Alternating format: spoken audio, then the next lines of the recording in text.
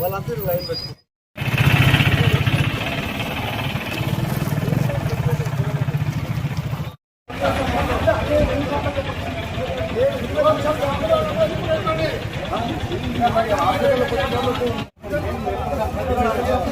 బయట బండి ఉంటుంది సార్. నేనా చెప్పండి సార్.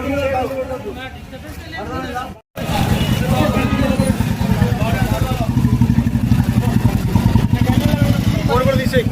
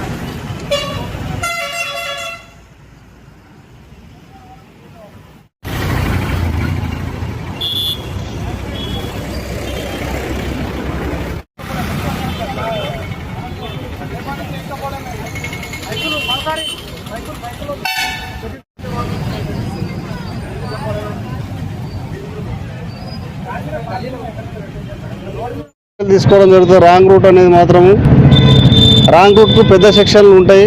దానికి యాక్సిడెంట్కు బాధ్యత వహిస్తే వాళ్ళే రెస్పాన్సిబుల్ ఫిక్స్ అవుతారు. కాబట్టి ఎవరైనా ఈ బైక్ రైడర్స్ రాంగ్ రూట్లో పోవద్దని విజ్ఞప్తి చేస్తున్న పరిపట్నం ప్రజలందరికీ కొద్దిగా దూరం అయినా సరే యూటర్న్ తీసుకొని వాళ్ళ రూట్లో వెళ్ళండి.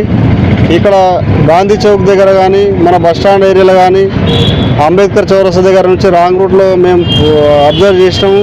మేము అక్కడ కెమెరాలు ఏర్పాటు చేసి ఆన్లైన్లో కూడా ఫైన్ వేయాలని ప్లానింగ్లో ఉన్నాము. ఎవరు అటువంటి పరిస్థితి తెచ్చుకోవద్దని కోరుతున్నాము. అలాగే ఈ ఫుట్పాత్లో ఉన్న ఈ యొక్క షాప్ వెండర్స్ ఉన్నారు, చిన్న చిన్న షాపులు నడుపుకునే వాళ్ళు కూడా ప్రజలకు ఇబ్బంది కలిగొద్దు.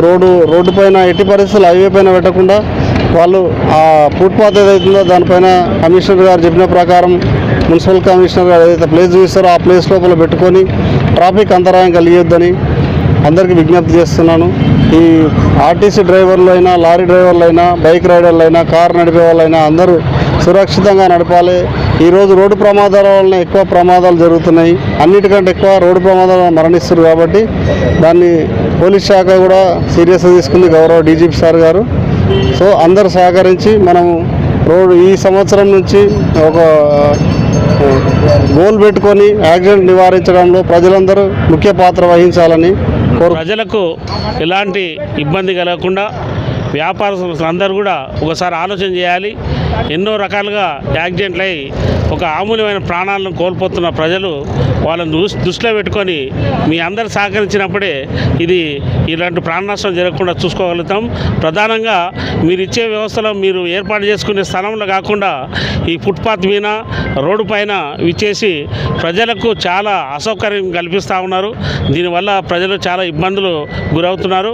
దీన్ని దృష్టిలో పెట్టుకొని రేపటి నుంచి ఎవరైనా ఈ ఫుట్పాత్ మీద కానీ బయట కానీ రోడ్డు పైన బండ్లు ఉంచినట్లయితే దాన్ని మన ఈ పోలీస్ సహకారంతో మరి మున్సిపల్ సిబ్బంది అందరూ కూడా దీన్ని షిఫ్ట్ చేయడం జరుగుతుంది.